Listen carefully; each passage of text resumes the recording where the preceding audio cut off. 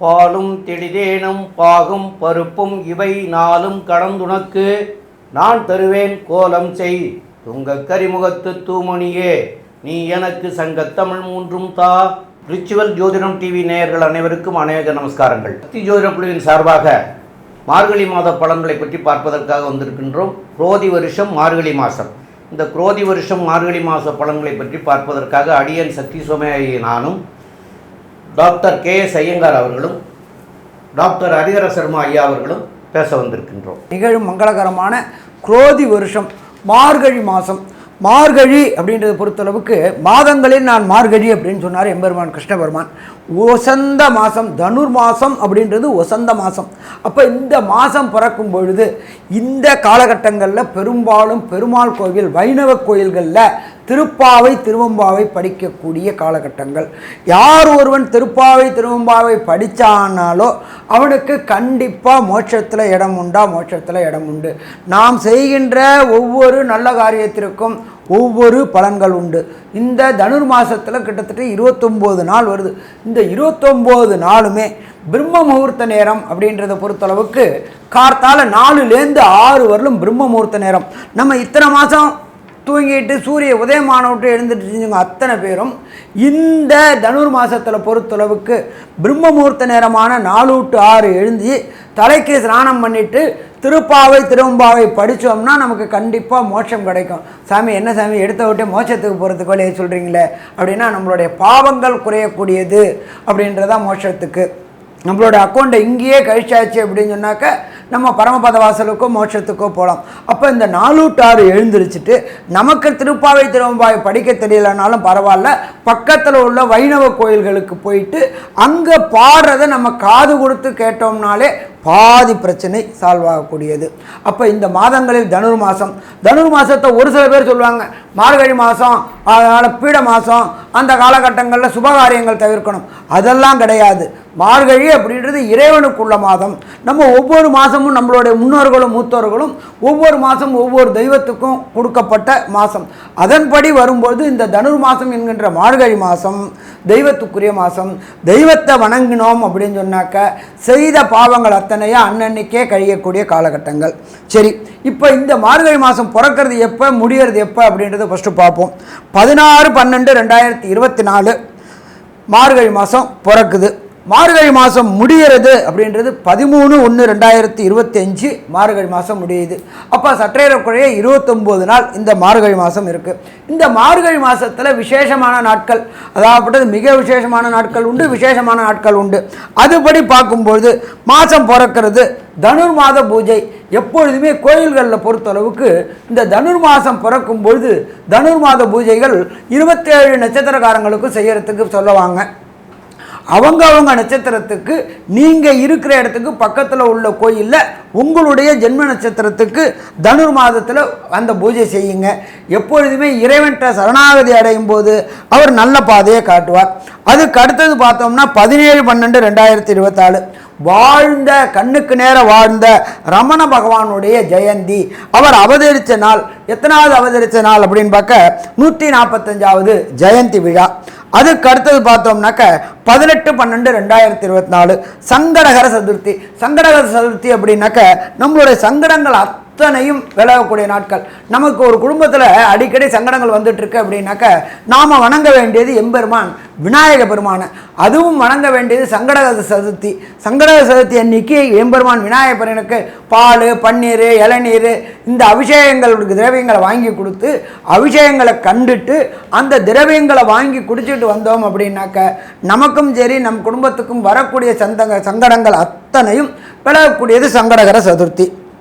அதுக்கு அடுத்தது 27/12/2024 காஞ்சி ஸ்ரீ மகாபெரியவர் சந்திரசேகர சரஸ்வதி சுவாமிகளுடைய ஆராதனை நாள் அப்படின்றது ரொம்ப விசேஷமான நாள். அதுக்கு அடுத்தது பார்த்தோம் அப்படின்னாக்க 30/12/2020 தன்னுடைய பலம் என்ன அப்படின்றதே தெரியாமல் இருந்த ஒரு ஆஞ்சநேயருக்கு அனுமந்த ஜெயந்தி. அனுமந்த ஜெயந்தி அப்படின்றது ஆஞ்சநேயர் அவதரித்த நாள் அப்படின்றது அனுமந்த ஜெயந்தி. அதுக்கு அடுத்தது பார்த்தோம் அப்படின்னாக்க 2/1/2025 ஸ்ரவண விரதம். ஸ்ரவணம் அப்படின்னாக்க திருவோண நட்சத்திரத்துக்கு பேர் ஸ்ரவணம்னு சொல்லுவோம். ஸ்ரவண விரதம் இருக்கக்கூடிய நாள். அதுக்கு அடுத்தது பார்த்தோம்னாக்க 10/1/2025 வைகுண்ட ஏகாதசி, பரமபாத வாசல் என்கின்ற சொர்க்க வாசல் திறக்கக்கூடிய நாள். வருஷத்துக்கு ஒரு ட்ரிப்பு இந்த மார்கழி மாதத்தில் வரக்கூடியது வைகுண்ட ஏகாதசி. அன்னைக்கு காலையில் பொறுத்தளவுக்கு 4 மணிக்கு எழுந்திரிச்சா சொர்க்க வாசல் திறந்து அந்த சொர்க்க வாசலை கண்டுட்டு எம்பெருமானை கண்டு தொழுதுட்டு வந்தோம்னாக்க அந்த ஆண்டு ஆனந்தமான ஆண்டாக இருக்குமா, ஆனந்தமான ஆண்டாக இருக்கும். அதுக்கு அடுத்தது பார்த்தோம் அப்படின்னாக்க 12/1/2025 ஸ்ரீ நடராஜருக்கு அபிஷேகம். இங்கே தமிழ்நாட்டில் மட்டும் இல்லை, இந்தியாவில் உள்ள அத்தனை நடராஜருக்கும் அபிஷேகம் பண்ணக்கூடிய நாள். பெரும்பாலும் பார்த்தோம் அப்படின்னாக்க ஈஸ்வரனுக்கு பெரும்பாலும் அவ்வளோ தூரம்லாம் அபிஷேகம் பண்ண மாட்டாங்க. ஒரு சில காலகட்டங்களில் அபிஷேகம் பண்ணுவாங்க. எம்பெருமான் நடராஜர் விக்கிரகத்துக்கு அபிஷேகம் பண்ணக்கூடிய நாள். அதுக்கு அடுத்தது பார்த்தோம்னாக்க 13/1/2025 ஆருத்ரா தரிசனம். ஆருத்ரா அப்படின்னாக்க பஞ்சக்ஷேத்திரம் இருக்குது. அந்த பஞ்சக்ஷேத்திரத்தில் உள்ள ஈஸ்வரனுக்கு ஆருத்ரா தரிசனம் பண்ணுவாங்க. இந்த ஆருத்ரா தரிசனம் அப்படின்ற பொறுத்தளவுக்கு நம்மளுடைய தென் கைலாயம் என்கிற சொல்கின்ற சிதம்பரத்தில் ரொம்ப விசேஷமானது. அந்த திரையை விலக்கி எம்பெருமான் ஈஸ்வரனை காக்கட்டக்கூடிய நாள். அப்போ ஈஸ்வரனை பார்த்தாச்சு அப்படின்னாலே அண்டம் பிண்டம் எல்லாத்தையும் பார்க்கக்கூடியவர். அவர் தன்னோட ஒரு காலங்கால அண்டத்தையும் பிண்டத்தையும் அளந்தக்கூடியவர். உலகத்தையே இயக்கக்கூடியவர் எம்பெருமான் ஈசன். அந்த ஈசனுடைய நாள். ஒவ்வொருத்தருக்கும் ஒவ்வொரு நட்சத்திரத்தில் பிறந்தாலும் எம்பெருமான் ஈசனை பொறுத்தளவுக்கு பிறப்பு இறப்பு அற்ற நிலை உள்ளவர். அவருடைய ஆருத்ரா தரிசனம் நாள் அப்படின்றது ரொம்ப ரொம்ப விசேஷம். சாமி, இதை தவிர வேறு ஏதாவது விசேஷம் உண்டா? கண்டிப்பாக உண்டு. ஆங்கில புத்தாண்டான 1/1/2025 அதுதான் ஆங்கில புத்தாண்டு பிறக்குது. இதை தவிர நம்மளை பொறுத்தளவுக்கு இந்த மார்கழி பிறக்கும் போதே போகி பண்டிகை அப்படின்னு சொல்கிறோம். போகி பண்டிகை அப்படின்னா என்னன்னாக்க பழையன கழிதலும் புதியன புகுதலும் தான் போகி பண்டிகை. இந்த ஒரு வருஷத்தில் ஒரு போகி பண்டிகை வரும்பொழுது அந்த போகி பண்டிகை அன்னைக்கு பழைய அத்தனையும் வேண்டாத பொருள் அத்தனையும் எரிக்கக்கூடிய நாள். அப்போ எரிக்கக்கூடிய நாளில் நம்மளுடைய செய்த பாவங்களையும் எரிக்கக்கூடிய நாள். அதுக்கப்புறம் பார்த்தோம்னா பொங்கல் வருது, வரிசையாக வருது, அது தை மாதத்தில் வருது. அப்போ 1/1/2025 இந்த மார்கழி மாதத்திலேயே புது ஆண்டும் பிறக்குது. சரி, இந்த காலகட்டங்களில் என்னென்ன கிரகங்கள் என்னென்ன நிலையில் இருக்குதுன்றதை பார்ப்போமா? ரிஷபராசியில் எம்பெருமான் குரு பகவான் வக்ரகதியில் இருக்கார். அதுக்கு அடுத்தது பார்த்தோம்னா கர்க்கடகத்தில் செவ்வாய் பகவான் நீச்ச நிலையில் இருக்கார்.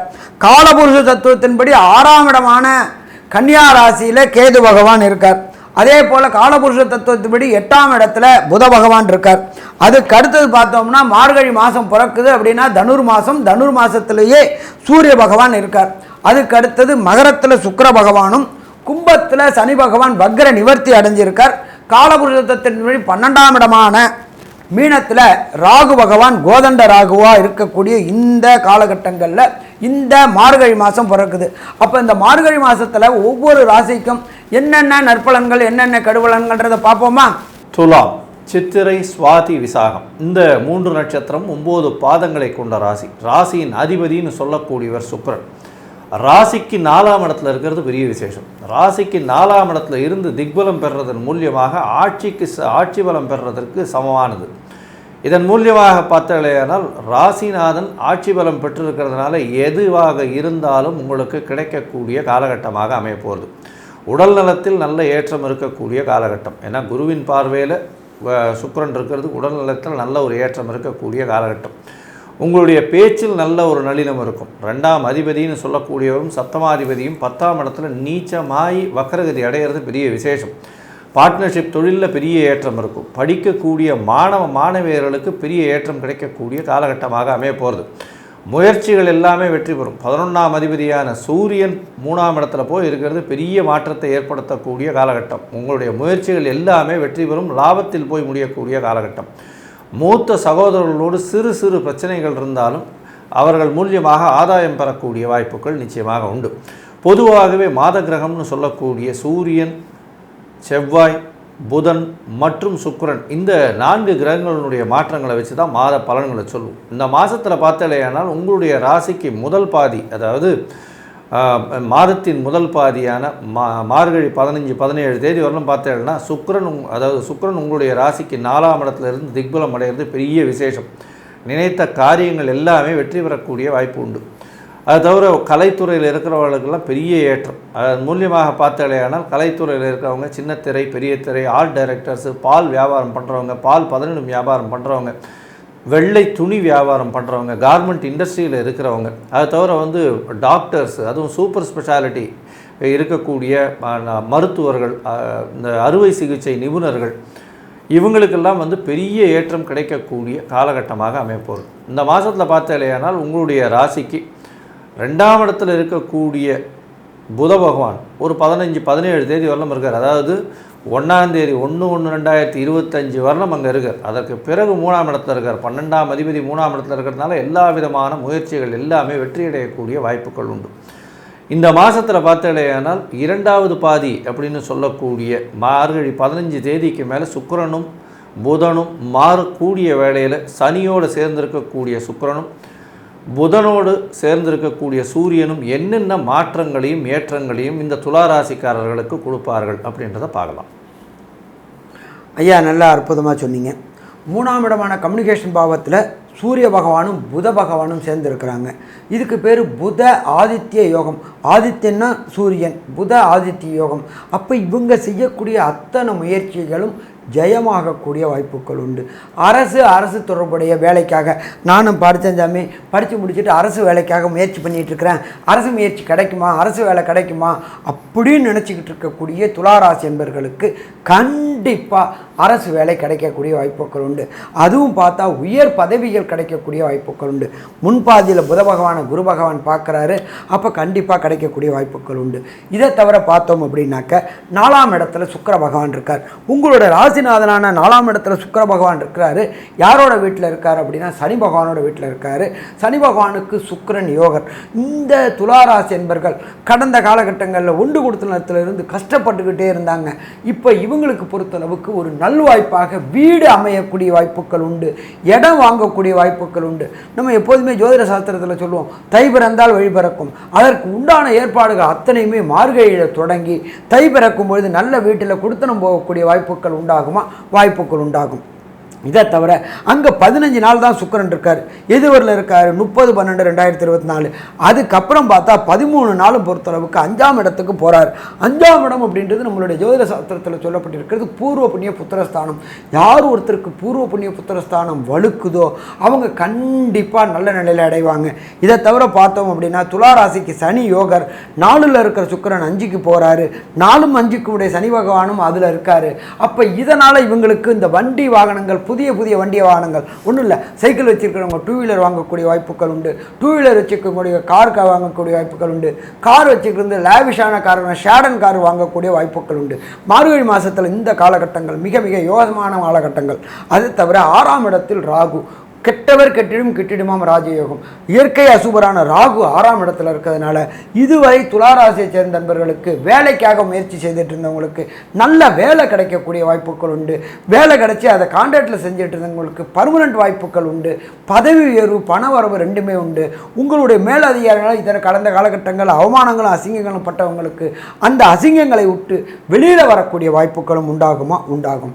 இதை தவிர பார்த்தோம் அப்படின்னு சொன்னாக்க 10ஆம் இடமான ஜீவனஸ்தானத்தில் செவ்வாய் பகவானானவர் 2க்கும் 7க்கும் உடையவர் வக்கரம் பெற்று நீச்சம் அடைஞ்சிருக்காரு.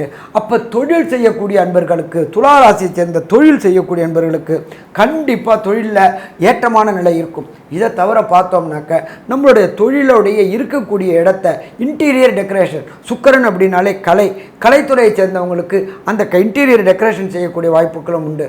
சின்னத்திரை பெரிய திரை கலைஞர்களுக்கு நீண்ட நாட்களாக வாய்ப்பு கிடைக்காம இருந்துகிட்டு இருந்த சின்னத்திரை பெரிய திரை கலைஞர் சுக்கிர பகவானால கண்டிப்பாக இந்த காலகட்டங்களில் ஏற்றமாக இருக்கும். ஆனால் ஒன்று சுக்கிரன் அப்படின்ற பொறுத்தளவுக்கு சுகர் தொடர்புடையவர். அதனால் சுகர் வரக்கூடிய வாய்ப்புகள் உண்டு. அந்த சுகரை குறைக்கணும் அப்படின்னு சொன்னாக்க வாயை கட்டணும் என்ன சாமி, அதை போட்டு கோணிசி தைக்கிறது கிடையாது. அளவான ஆகாரம் மற்றும் வாக்கிங் செஞ்சுட்டு இருந்தோம் அப்படின்னாக்க இந்த சுகருக்கு வராமல் இருக்கிறதுக்கான வாய்ப்புகளும் உண்டு. ஸோ மொத்தத்தில் பார்த்தோம் அப்படின்னாக்க துளாராசி என்பவர்களுக்கு இந்த மார்கழி மாதம் ஆனந்தமான மாதம்னு சொல்லலாமா, ஆனந்த மாதம், அற்புதமான மாதம் சொல்லலாமா, அற்புத மாதம் சொல்லலாம். ஆனாலும் இந்த 29 நாளில் ஒரு சில நாட்கள் தவிர்க்கக்கூடிய நாட்கள், அந்த ஒரு சில நாள் தவிர்க்கக்கூடிய நாட்கள் அப்படின்றது சந்திராசிரம தினம். சந்திராசிரம தினம் அப்படின்னாக்க உங்களுடைய ஜனன சந்திரனுக்கு கோச்சாரத்தில் உள்ள சந்திரன் 8ஆம் இடத்துல வர்றது சந்திராசிரம தினம். மதிக்காரகனான சந்திரன், மனோகாரகனான சந்திரன் தன்னுடைய ஒளியை இழந்து 8ஆம் இடத்தில் மறைவதனால் புத்தி பேதலிக்கக்கூடிய வாய்ப்புகள் உண்டு.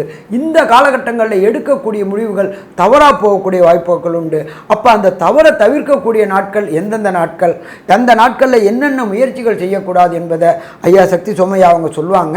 இதை தவிர ஒரு சில துளாராசி என்பவர்களுக்கு தசாநாதனும் புத்திநாதனும் அந்தரநாதனும் சூட்சமநாதனும் சரியில்லை அப்படின்னாக்க என்ன கிரகங்களை வழிபடணும், என்ன கோயிலில் வழிபடணும் அப்படின்றதையும் பற்றி டாக்டர் ஐயா சக்தி சோமையா அவங்க விரிவாகவும் விளக்கமாகவும் சொல்லுவாங்க.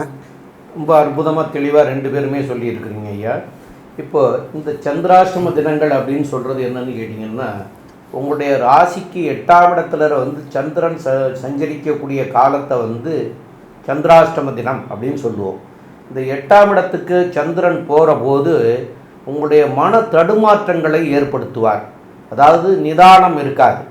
அப்போ நிதானம் இல்லாமல் நீங்கள் எடுக்கக்கூடிய முடிவுகள் தவறாக போயிடும். அந்த தவறாக போகாமல் இருக்கிறதுக்கு அந்த நாட்களில் தவிர்த்திங்கன்னா உங்களுக்கு தவறாகாது. அதனால் அந்த நாட்களை தவிர்க்கிறது மிக மிக நல்லது. அப்போ அந்த நாட்கள் என்னைக்கு வருது அப்படின்னு பார்க்குற போது இந்த தனுர் மாதத்தில் உங்களுக்கு வரக்கூடிய நாட்கள் அப்படின்னு சொல்லக்கூடியது 9/1/2025 இரவு 8:10 ஆரம்பமாகுது. அன்னைக்கு வியாழக்கிழமை. 10/1/2021 வெள்ளிக்கிழமை. 11/1/2025 சனிக்கிழமை இரவு 11:25 வரைக்கும் இருக்குது. ஆக இந்த 2.25 நாட்கள் சந்திராஷ்டம தினம். இந்த சந்திராஷ்டம தினங்களில் விளக்க வேண்டியது என்னன்னு கேட்டிங்கன்னா, யாருக்கும் ஜாமீன் கையெழுத்து போடக்கூடாது. அதே போல் பொறுப்புகள் ஏற்றுக்கிறக்கூடாது. அதுபோல் பிரயாணங்களுக்கு கண்டிப்பாக செய்யக்கூடாது. பிரயாணங்களை தவிர்க்கிறது மிக மிக நல்லது. அதுபோல் புதிய முயற்சிகள் எதுவும் செய்ய வேண்டாம். அதே போல் வம்பு வழக்குகள் இருந்ததுன்னா இந்த நாட்களில் அந்த வம்பு வழக்குகளுக்காக கோர்ட்டு கேஸுகளுக்கு போக வேண்டாம். அதை மாற்றி தேதியை அமைச்சிக்கிறது நல்லது. என்ன கேட்டால் இதனால் உங்களுக்கு பின் விளைவுகள் வரக்கூடிய நாட்கள். இந்த பின் விளைவுகள் பின்னாடி கஷ்டப்படுறதை விட அதை முன்னாடியே தவிர்த்துட்டோம்னா அது பின்னாடி நமக்கு தொல்லை கொடுக்காது. அப்போ அதனால் இந்த நாட்களை மிக மிக தவிர்க்கிறது நல்லது. மேலும் உங்களுடைய ஜாதக பிரகாரம் உங்களுக்கு என்ன திசை நடக்கிறது, என்ன புத்தி நடக்கிறது, என்ன அந்தரம் நடக்கிறது, என்ன சூட்சமும் நடக்கிறது, இதெல்லாம் உங்களுடைய கோச்சார ரீதியில் உள்ளதை நாங்கள் சொன்னோம். உங்களுடைய ஜாதக பலன் தான் சரியாக இருக்கும்.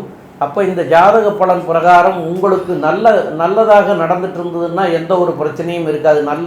நல்ல திசை, புத்தி, அந்தரம், இதெல்லாம் சூட்சமும் இதெல்லாம் நல்லபடியாக நடந்தால் எந்த விதமான கெடுபலன்களும் வரப்போகிறதில்ல. அதுகள் கெடுபலனாக இருக்கக்கூடிய கிரகங்களுடைய தசா புத்திகள் நடந்ததுன்னா என்ன கிரகமோ அந்த கிரகத்திற்குண்டான கிழமை அன்னைக்கு அந்த கிரகத்திற்கு உண்டான நவகிரகத்தில் இருக்கிற தெய்வத்துக்கு போய் வழிபாடு செய்யுங்க. கண்டிப்பாக அதனால் உங்களுக்கு நல்வழி கிடைக்கக்கூடிய வாய்ப்புகள் மிக மிக அதிகமாக இருக்கும். அது உங்களுக்கு தெரியாட்டா உங்களுடைய அருகாமையில் இருக்கிற ஜோசியரை போய் கேட்டு தெரிஞ்சுக்கணும். அதுக்குண்டான கிரகத்துக்கு வழிபாடு செய்கிறது சால சிறந்ததாக இருக்கும். இது தனுர் மாதம் அப்படின்னு சொல்கிறாங்க, அதாவது மார்கழி மாதம்.